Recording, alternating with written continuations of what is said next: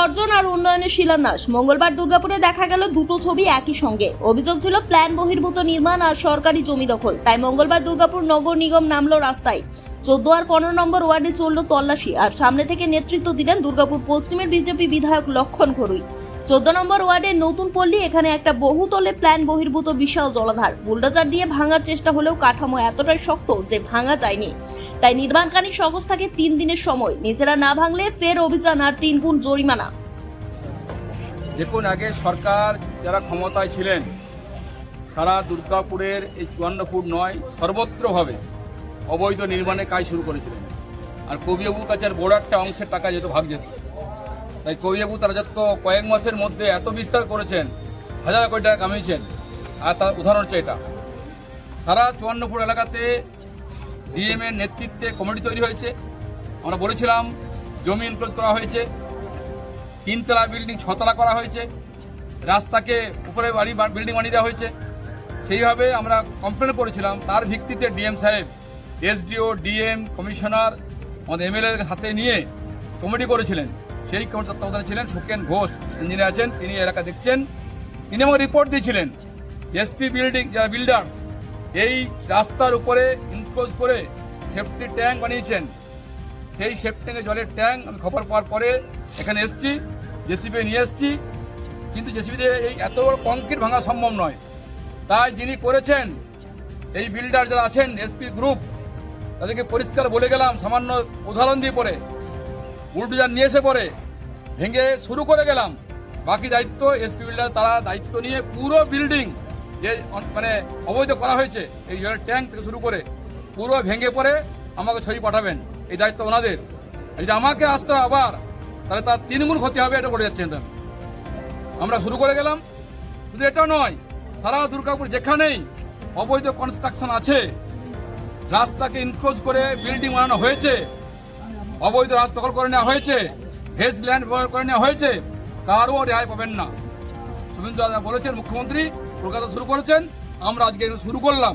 বার্তা একটাই, যারা করেছেন ভেঙে নিন। যেমন যেতে হয় তাহলে সরকারকে দ্বিগুণ পয়সা দিতে হবে, আর দায়ী আমরা থাকতে হবে। পুলিশকে বলে দিয়েছি, ডিএম নির্দেশ দিয়েছেন, কমিশনার নির্দেশ দিয়েছেন, আমি দাঁড়িয়ে এই কাজ করে গেলাম। বাকি পরিষ্কার করতে বলে দিচ্ছি। আজ যারা দেখে নিয়েছেন বুলডোজার শুরু হয়ে গেছে ভাঙা, নিজের কাজ সরিয়ে নিন। আমাকে যেতে হলে 4 গুণ ক্ষতি আমাদের হয়ে যাবে, এ কথা পরিষ্কার বলে দিচ্ছি। সময় দিন, আমি পুরো বিল্ডিং যা যা কনস্ট্রাক্ট করেছি ভেঙে ফটো পাঠিয়ে দিচ্ছি, আপনি দেখে নেবেন।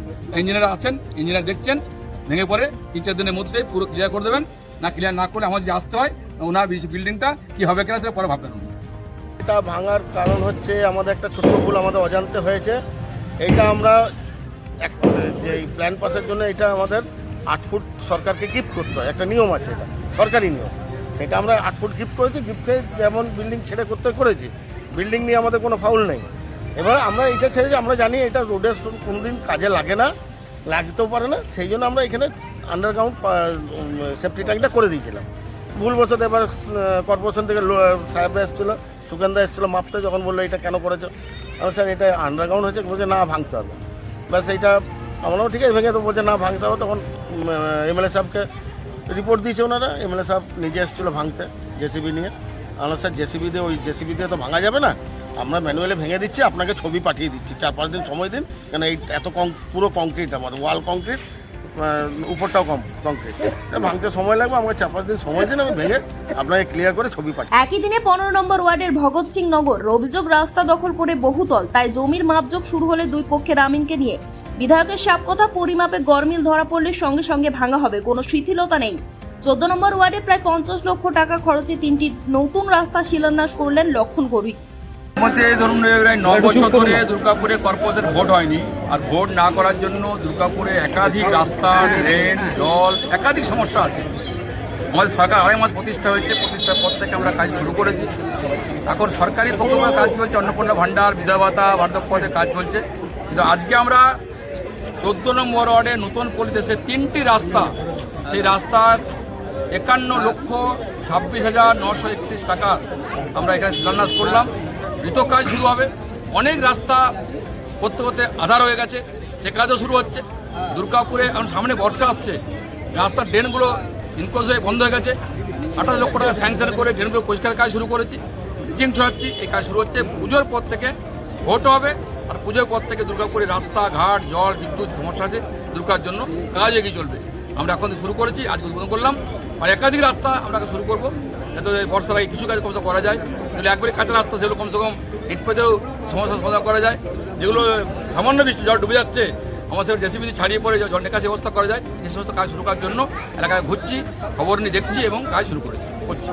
অর্থাৎ একদিকে বুলডোজার, অন্যদিকে ইটবালি। দুর্গাপুর প্রশাসনের এই ডাবল অ্যাকশনে আপনারা কিভাবে দেখছেন? আপনার মতামত কমেন্টে জানান। অবৈধ নির্মাণের বিরুদ্ধে কি এই অভিযান ঠিক আছে? সমিতি বলুন, যে সমিতি বলুন, যদি লিগেল কিছু হয়, কারো কোনো ক্লাবের ক্ষমতা আটকে দেয়, আর যদি ইনলিগেল হয়, কারো দম নেই, ওটাকে আমার রুখে দেয়।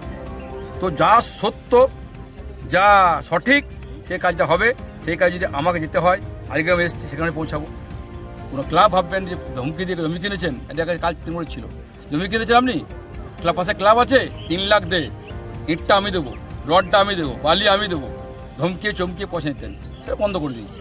যদি আমাদের কারো চোখে আসে, এরকম এখনও চলছে, আমাকে জানান। কোনো পয়সা, কোনো কার্ডমানি যদি কেউ নেয়, তার জেল যাত্রা অনিবার্য। আজকে আমরা রেফার করছি, শুনে রাখুন। আমাদের বেনাচিটি এলাকাতে একজন ব্যক্তি থাকতেন, তার শ্বশুরমশাই মারা গেছেন, তিনি আমার কলকাতা থাকেন। তিনি বাড়িটি বিক্রি করবেন, দাম হচ্ছে 62 লক্ষ টাকা।